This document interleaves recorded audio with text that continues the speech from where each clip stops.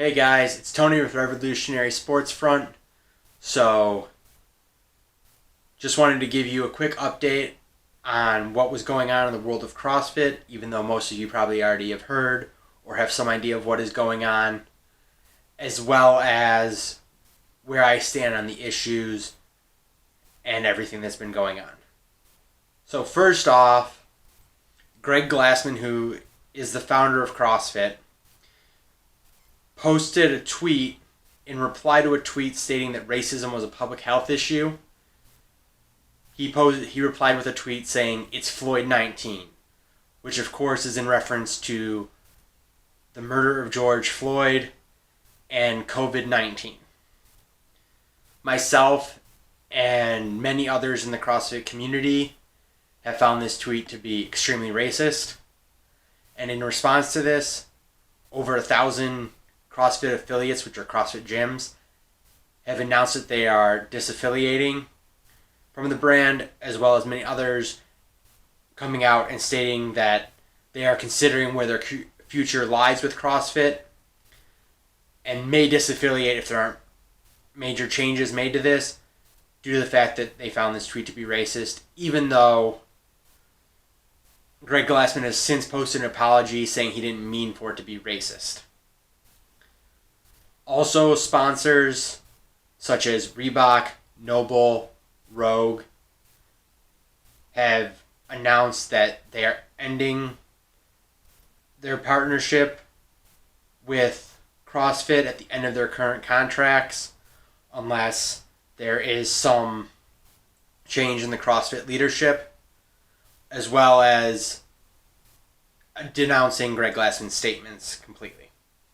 Also, there's been several sanctional organizers. Rogue has said that they will not call their sanctional, they're just calling it the Rogue Invitational that is taking place this weekend. There will be no mention of it being related to CrossFit, even though it is a CrossFit competition.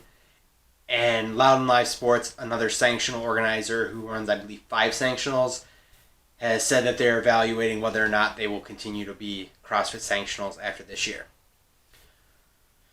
And then, of course, many in the community have also voiced their concern, including top-level athletes such as Katrin David's daughter, Tia Claire Toomey, Noah Olson, Chandler Smith. Those two, along with Christy Aramo, have all said that they will not accept their CrossFit Games invitations at this time due to the tweet.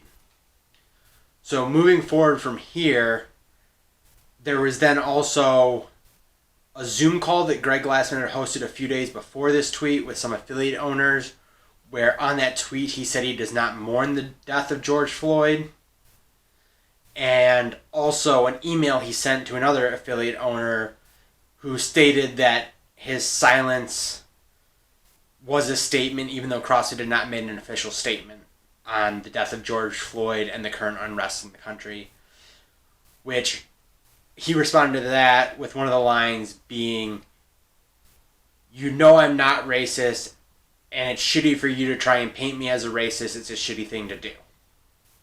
And you're a shitty person because of this." Of course, now, then there was also the resignation of Nicole Carroll, who was the head of training for CrossFit HQ, and several other staff members at CrossFit HQ, such as Pat Sherwood. He was one of the ones who he announced that his affiliate, CrossFit Lynchpin, would be disaffiliating.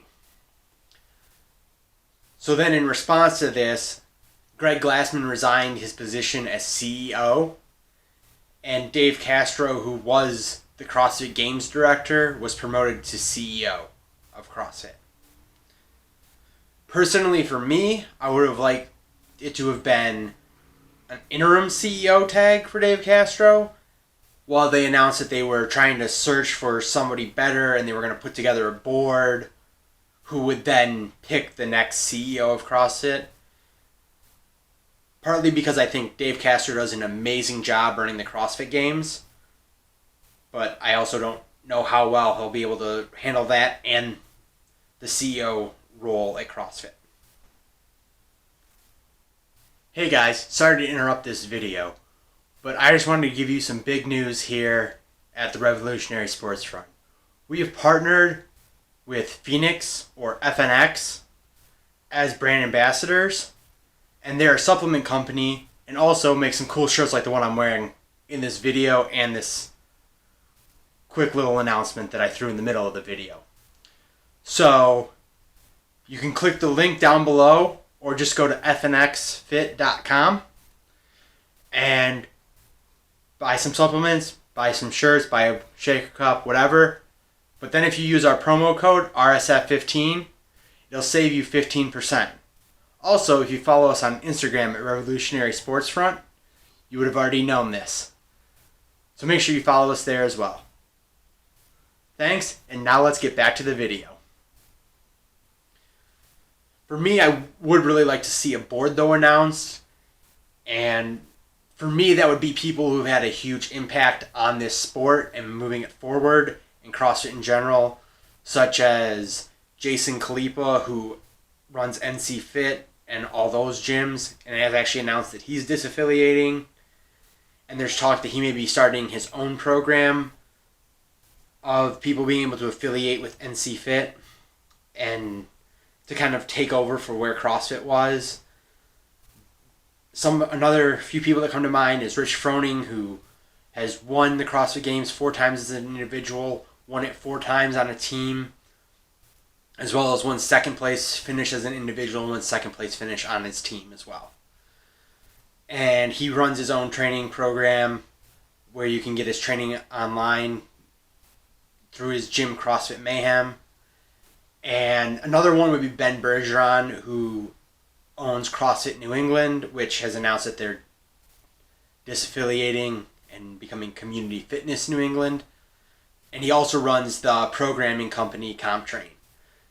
And then there's several others in the sport. I think Nicole Carroll, who's been the director of training forever, if you could get her to come back, that'd be another great step for the company to make, to show, hey, we're putting this board together. Also, there's multiple affiliate owners who have been with CrossFit for over 10 years. And that was one thing that Greg Glassman has always talked about, was the number of 10-year affiliates. And the 10-year affiliates were the ones who he wanted to drive the direction of CrossFit. And if that's the case, that's who should be driving the direction of CrossFit, then go to and pick 3 or 4 of those 10-year affiliates every year and rotate them around as board members so they can have some control in the direction of CrossFit then. As for me, my gym has not announced that they are disaffiliating or anything. And I did post a picture on Twitter and on Facebook that said CrossFit is not one person, it is the community. Because for me, that is what it is. It is the people who actually go to the gyms day in and day out and work out together. And for me, yes, my gym is affiliated with CrossFit. They pay a $3,000 yearly affiliate fee. Unless they're on the scale where they were grandfathered in at a lower rate because of when they joined. I'm not sure. I don't really care that much. Because to me, my gym membership isn't going to CrossFit. My gym membership is going to pay the owner's mortgage, his car payments, those types of things, as well as paying all the coaches there. And I know these people personally, and they're all great people. So for me, I will continue to go to this gym whether they continue to affiliate with CrossFit or not, because I know the people running it, and I know that they're all good people. And I know that they have my best interests at heart because of all the things that they've done to help me improve my health. But also in that line is then, where do I continue with this in relation to CrossFit HQ? Really, the only time I'm giving CrossFit HQ money directly is through the CrossFit Games. So right now, I'm kind of in a wait and see period. What is CrossFit doing from here other than Dave Castro becoming CEO, tweeting out, please be patient and help work with us to improve things? What are they actually going to do to improve things? And then from there, what I see with whether or not they improve things and whether or not I'm satisfied will then determine things such as if I register for the CrossFit Open this year, which I'm expecting there will be one this October. So for me, it's if they make changes that I find acceptable. I mean, I would really love to see something where they force Greg Glassman to give up ownership of the company, but since he is the founder, he owns 100% of the company, and I doubt he's willing to give that up, unfortunately. But for me, it's about where does the company and brand as a whole move? Because one thing is certain, the CrossFit community is an amazing community of people. And for me, my part in that community is at my local gym with the people there. And as I said before, my money is going to help pay the gym owner's bills and help him pay the coaches who are all there.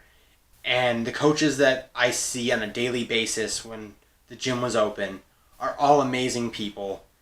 And I've seen multiple people from the gym post on social media about what protests they are going to about Black Lives Matter and things like that.